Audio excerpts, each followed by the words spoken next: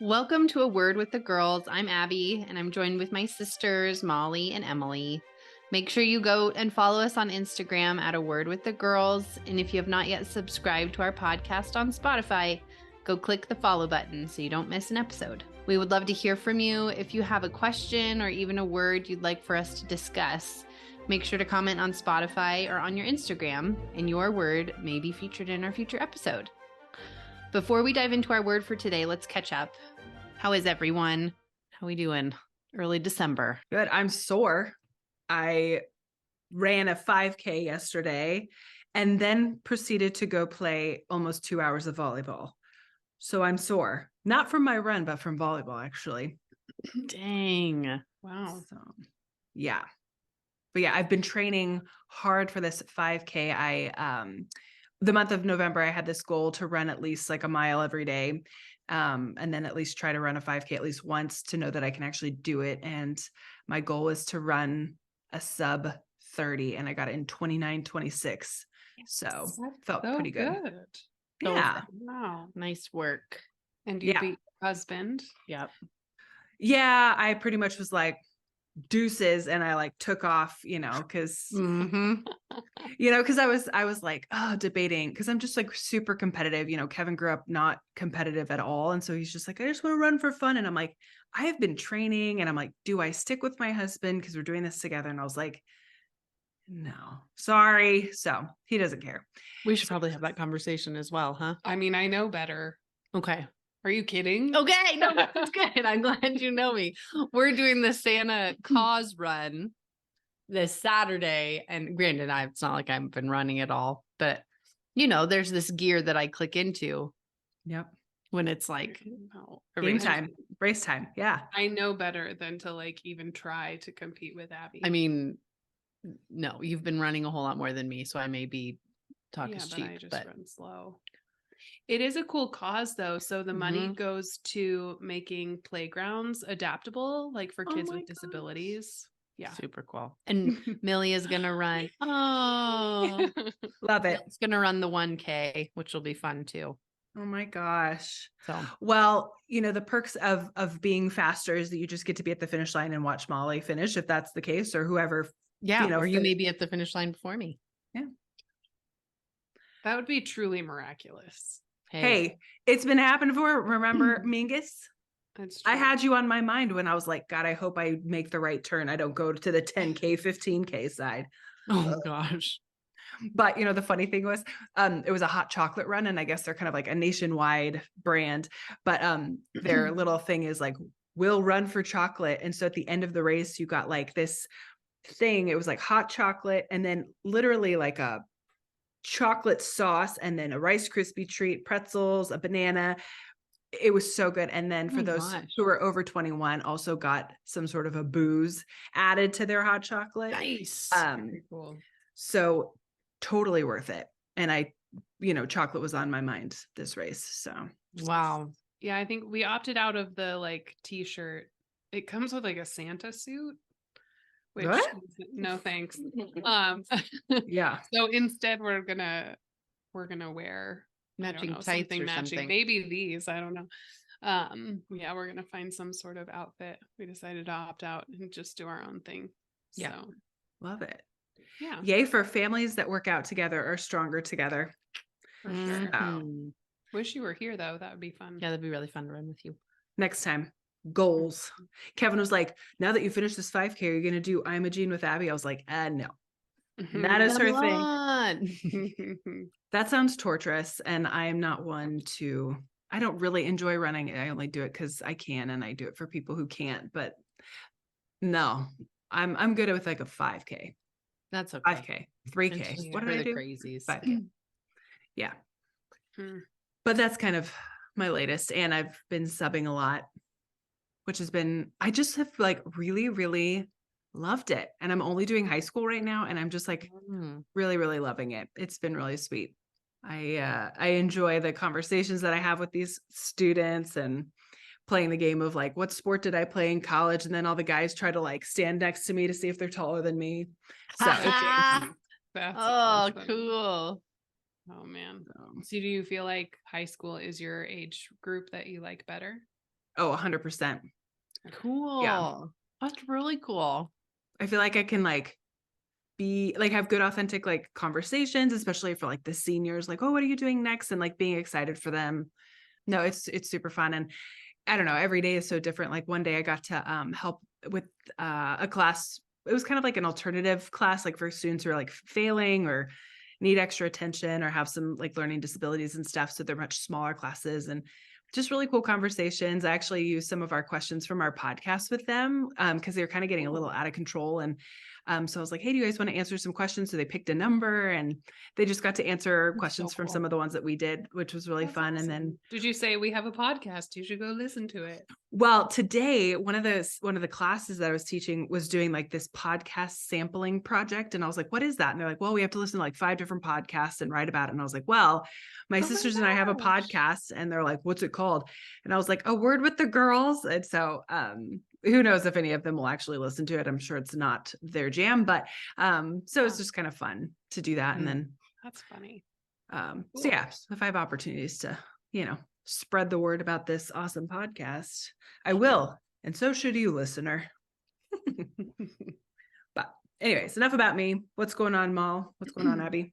Not a ton to report on my end. Just trying to make it until winter break. Yeah, it's rough. It's been rough coming back from Thanksgiving. And I feel like I can sense it, in everybody. So, and there's like 3 weeks left before the break. Not a lot of time, but enough for you to have to really dig deep. It's going good. I've had some good meetings lately and just it's felt really good to know that I am having an impact. Yeah. You're going to take those wins when you can get them. So what are you doing to like take care of yourself in these like digging deep moments? Like what are you doing to like fill your tank? I mean, I try and get to the gym or work out in some way. That's kind of the best way for me to release the tension of how difficult this job is. What else? Oh, I'm getting to do like some baking and stuff like that because I've got like different holiday things coming up. So that's always fun to have an excuse to do some baking. And then, I mean, getting over to hang out with the kids any chance I can is fun. Okay, I need some explanation on something because I felt very out of the loop during a text message thread of the family. So Molly, you were watching the kids and doing crafts, and Abby, you just so found yourself in a limo. Can you explain to me why you were in a limo? I was very confused. Yeah, in our neighborhood, we're a pretty tight-knit friend group as well, which is really cool. And it was one of the dad's 40th birthdays. And his wife was surprising him. And so she got a limo. And so we all met at one person's house, got in the limo, drove to their house, and they were out there waiting, and she surprised him. And it was so fun. It was funny. I've never been in a limo. Okay. Yeah, which everyone is like so surprised. I'm like, what? People go on limos all the time? Like, so that was just super fun. And yeah, so it was just like an adult party night. So fun. Yeah, I was like, okay, why are you in a limo? So you've been in a limo lately, and then you were on a train. You're doing all the things. So let's see, last week, there was Thanksgiving, and then we kept the kids out of school last week as well because we went to Durango. In Durango, they have the Polar Express, which is like a reenactment of that story. They like reenact the Polar Express, and it's absolutely magical. It was our 3rd year doing it, and this year we got to bring Annie, and she loved it. They like bring the steam engine down the tracks, and it's like puffing and puffing, and the music from the movie's playing, and I bawl every time. And Alex can capture the kids' reactions so those pictures were so well. It makes me so thankful that we were able to make it, and we got to stay in a friend's wonderful cabin. That was just the best. And the day we left, it actually snowed 4 inches. Wow. Which was such a bummer. I wish we could have stayed there, but one more night. So anyway, so we stayed in the cabin, went to Durango, and then on our way home from Durango to Junction, it's really supposed to only be maybe 3.5, 4 hours. Well, it took 8.5 hours because of the weather. It snowed. We had to stop and Telluride. And then it was just slow moving because it was so icy and so scary. So How did and that then- go? Because I know you with the road trip conversation we had a couple episodes Uh-huh. ago, you're like, max 3 hours. So Uh-huh. how did 8 hours go with kids? Mhm. Yeah, Annie cried for about an hour. And then, of course, by the time she quieted down, that was at Ridgeway. It's okay if you don't know where I'm talking about, but and then Ridgeway, she finally fell asleep. And then Amos, of course, said, Mommy, I gotta go pee. Buddy, Oh my I just need you to hold it till Montrose, okay? So we got to Montrose and we stopped in Target. Sure enough, when they get out, Annie wakes up, starts crying again. And I was like, okay, we still got, I don't know, an hour and a half till we get home. Okay. It was Ugh. rough. It Yeah. was rough. Thankfully, we got to halfway through, we got to stop and Telluride. It was snowy and we got coffee and went to our favorite pizza place, Brown Dog. And that was absolutely magical. But So yeah. overall, was it worth it? Yes, absolutely.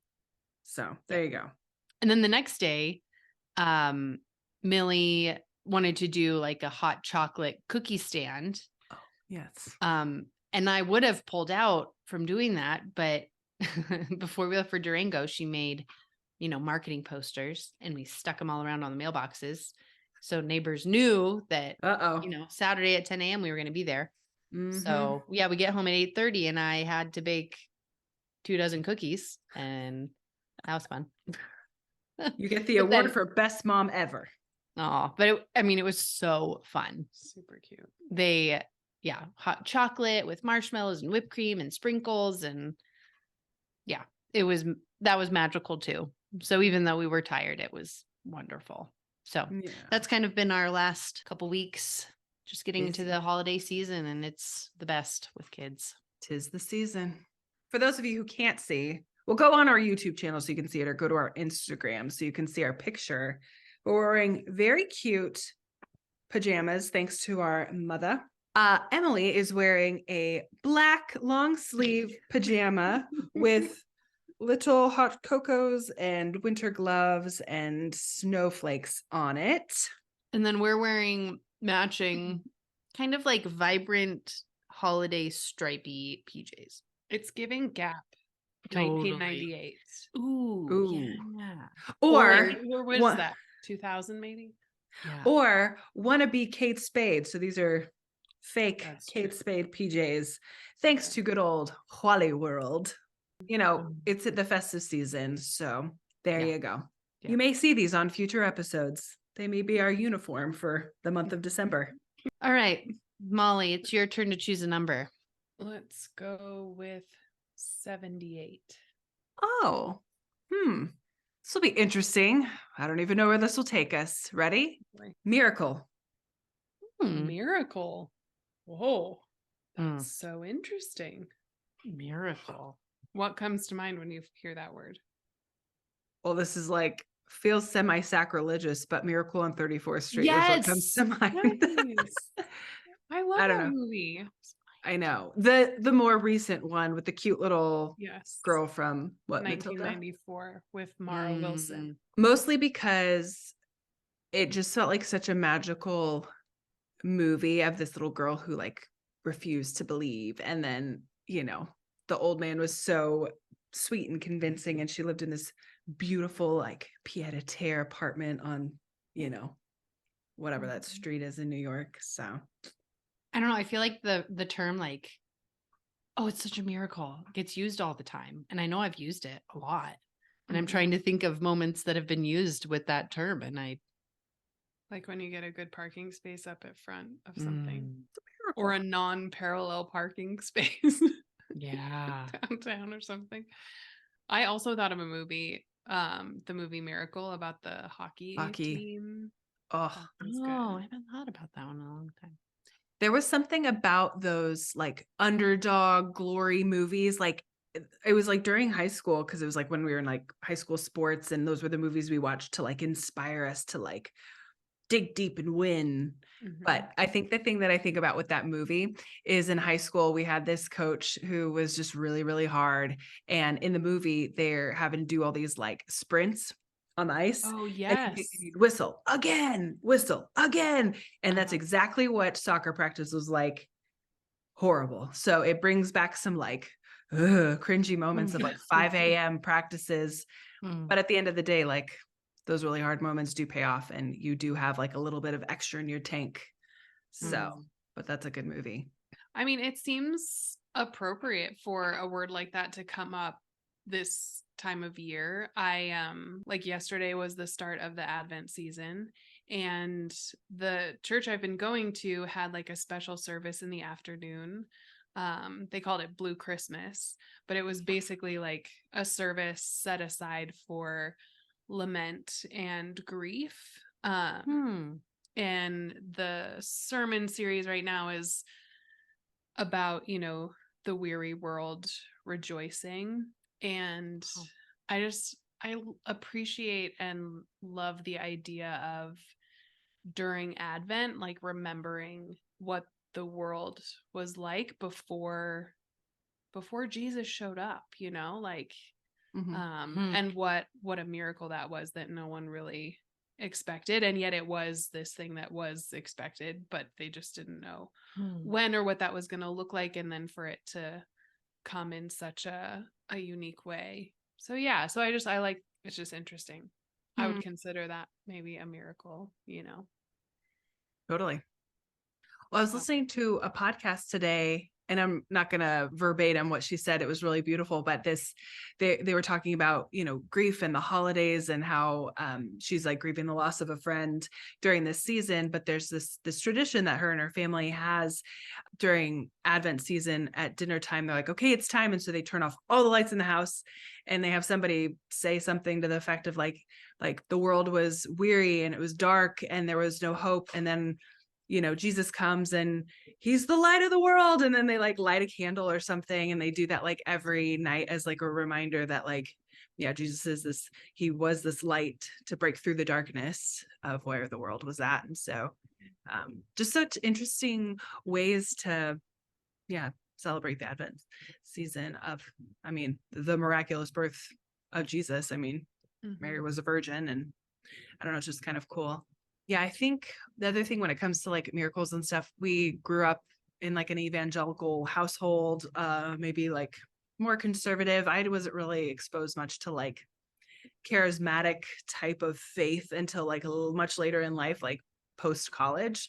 And so I think there's still this part of me, like when I hear people say like, it was a miracle, they started walking, you know, or whatever, I'm always like kind of skeptical about that.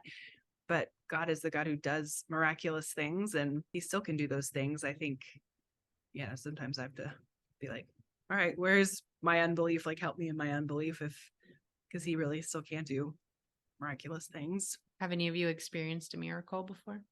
Or maybe like, I would also say like answer to prayer, right? Sure. I feel like, okay, so in high school, when I was 15, I started experiencing like really weird symptoms like numbness and tingling and weird things. And that's kind of like when my health stuff kind of started.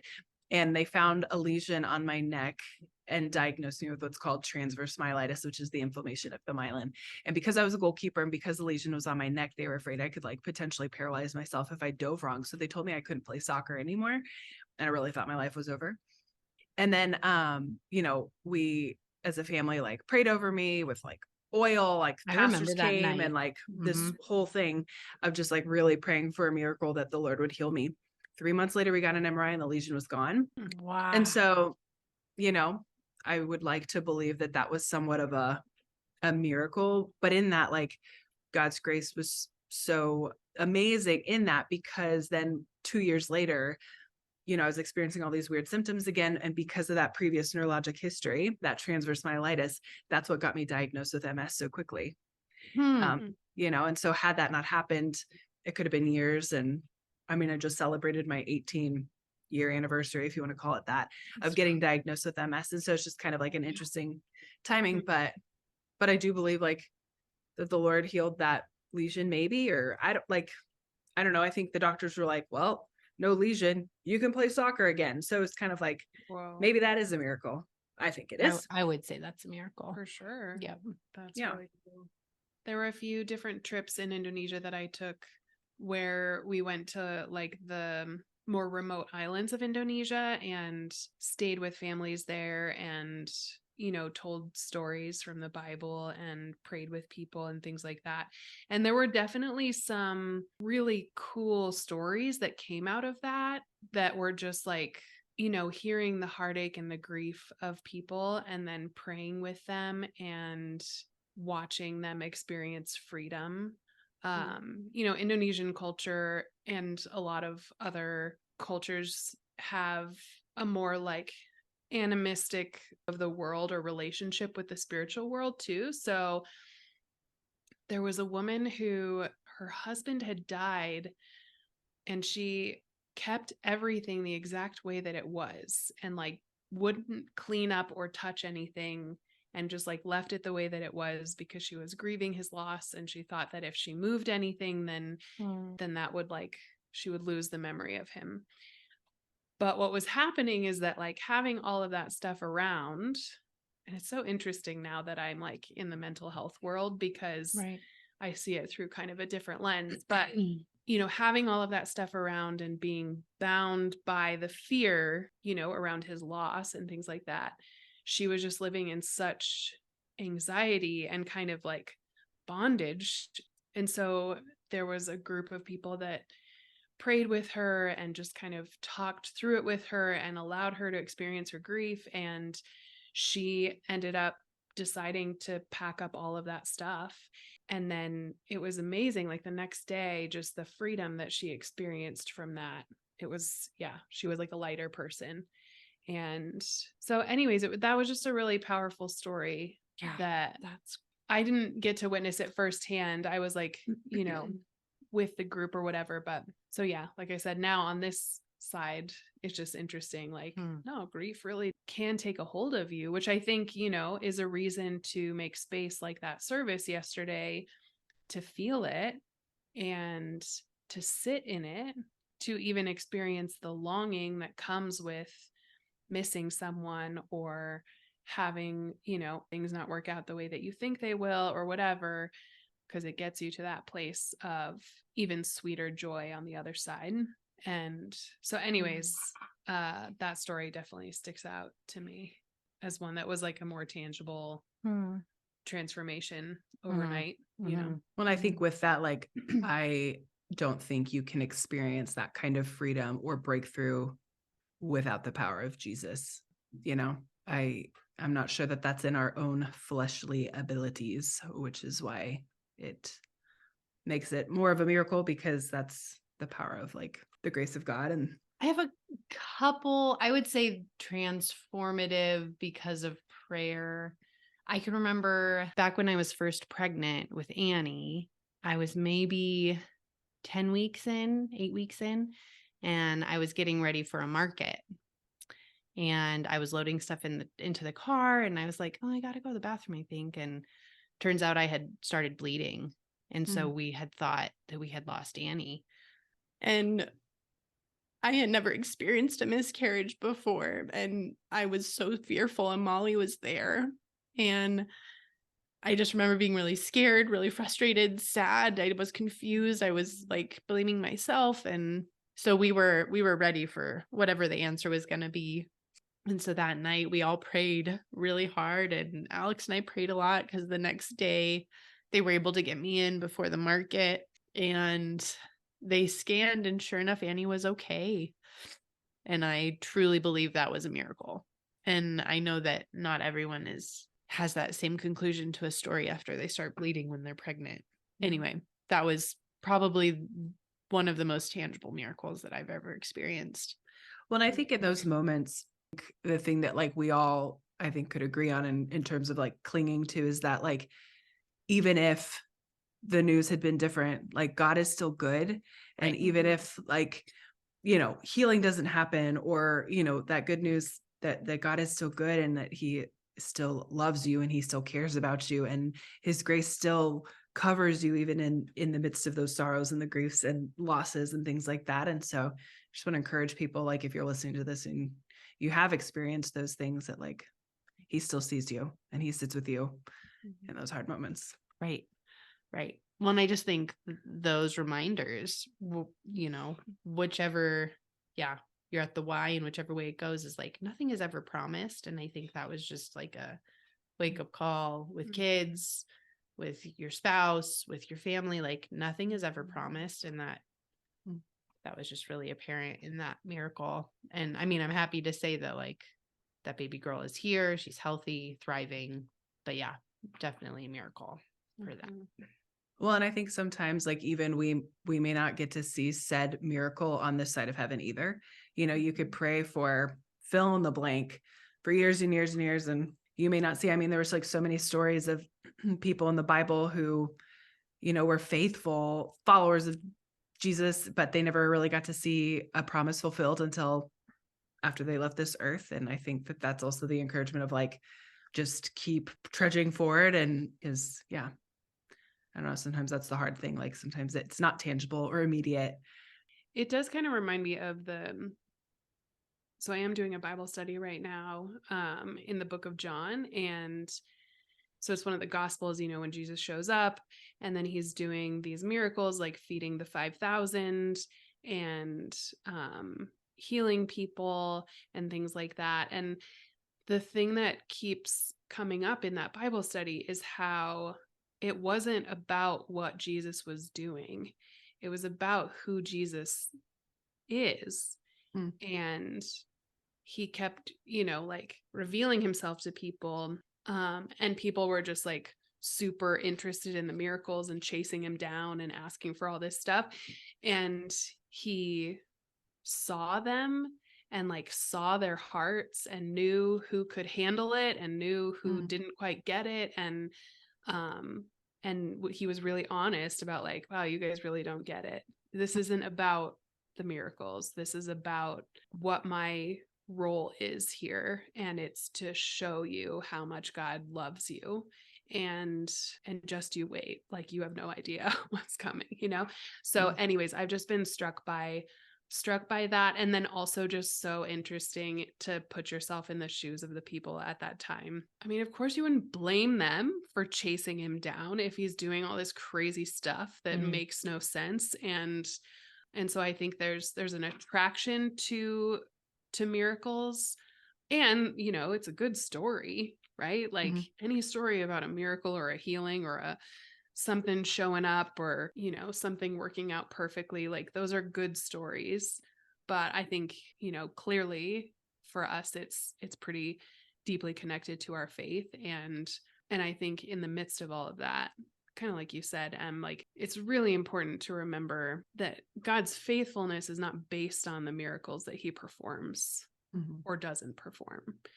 You know, God's faithfulness and love is something that doesn't change and something that we can fully rely on. And I think miracles help teach that regardless of which way they go, especially if we're leaning into him and feeling the feelings and being honest and truly seeking his presence and his face, you know?